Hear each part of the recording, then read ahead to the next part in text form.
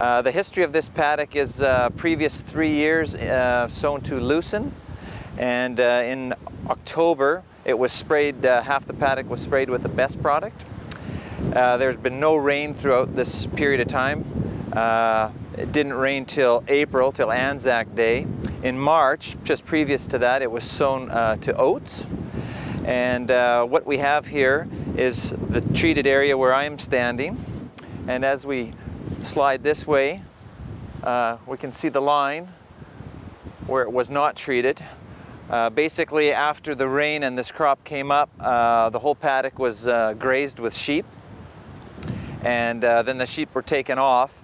And this is just showing how fast the oats have come back after grazing versus the untreated. And we've got significant less compaction in this paddock on the best treated, as well as more moisture. And it has obviously rebounded a lot quicker after grazing. The untreated side of the paddock, significant amount of compaction as is normal, and it is a bit drier. And as we have a look at the two different types of soil now between the treated and the untreated, we notice that the soil itself is nice and loose and friable. It's just like potting soil already. It's formed a lot of aggregates.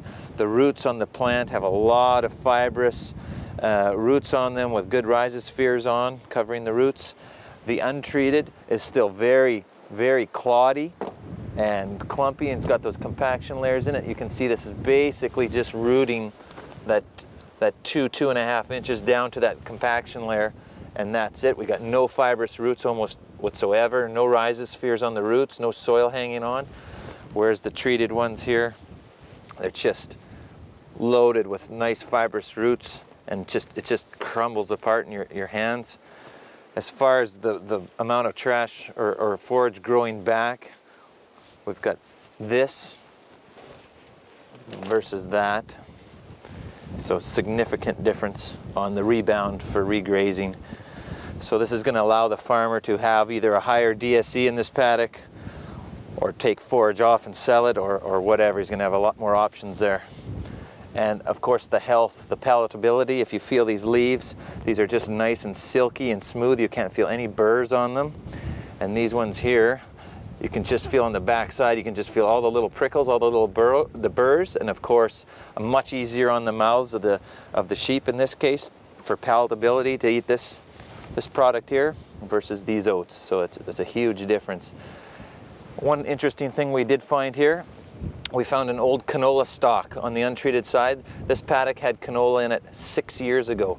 That stalk is still sitting there, not broken down. We could find nothing like that on this soil. Everything is decomposing very nicely, adding a huge amount of nutrients to the soil, and of course that will all show up on his soil tests. He'll have a much higher available nutrient content in this beautiful soil here versus this cloddy stuff with no oxygen in it. This is still very much like rock hard. Again, we're finding earthworms on the treated side and virtually no activity on this side whatsoever.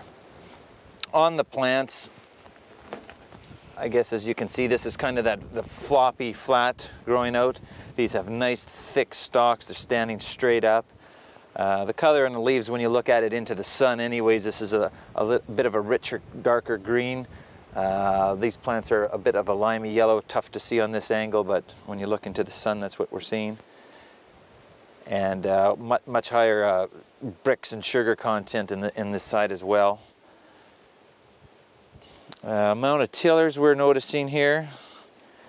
You know, on one plant, we've got 1, 2, 3, 4, 5, 6, 7, 8, 9 or 10 on one plant.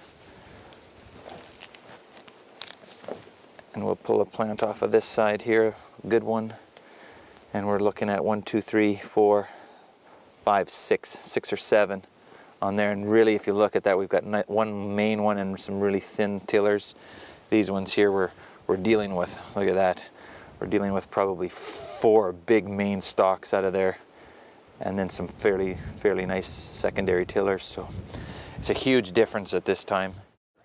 In this paddock here, what we're seeing is a split paddock situation. This side here treated with best product.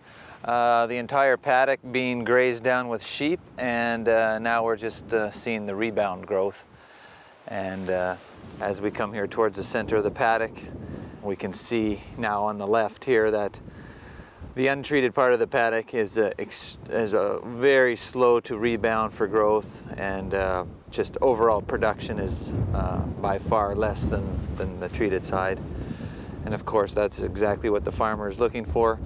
And compaction issues as well on the treated side. We've got much less compaction, we've got more moisture holding capacity and greater nutrient availability on the left side or the untreated side. Compaction issues, water absorption issues, and slow growth. And what we're seeing in the winter months here with the cool, wet weather is that the FOS uptake, especially on the treated side, is much higher and greater than the untreated side, and we're having vigorous growth. We're also seeing about a 1 degree increase in soil temperature from the best side treated versus the untreated, and this is all adding up to much higher production.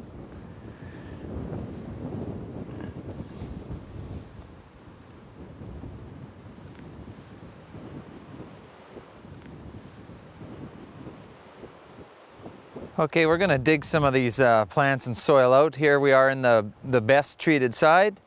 Take a spadeful of soil and plants out. And we'll just walk that over here to the untreated side of the exact same paddock. I'm going to set those down here. I'll get you to get a scoop just anywheres here.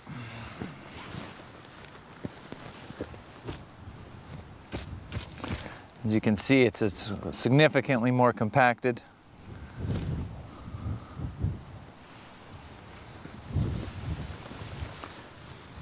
Yep. And what we've got here is just really nice and crumbly, lots of aggregates, lots of fibrous roots here, all covered with soil.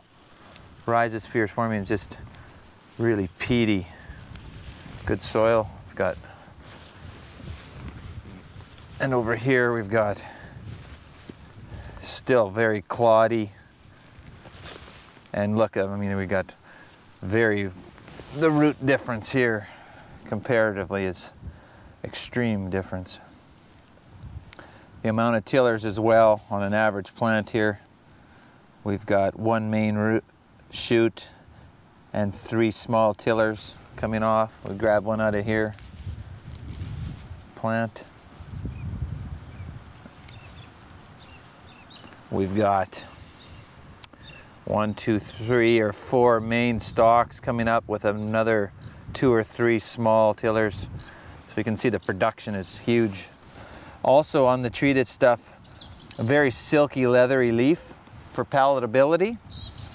On the untreated, if we go on the side of the leaf here, you can feel all the little burrs. And so of course a little harsher on the mouth and the tongue for the animals. The palatability, extreme difference here. And that's where we really start to notice the selective grazing. And also if we were to do a leaf tissue analysis here, you will find a significant increase in bricks, sugar, and minerals compared to the untreated crop as well.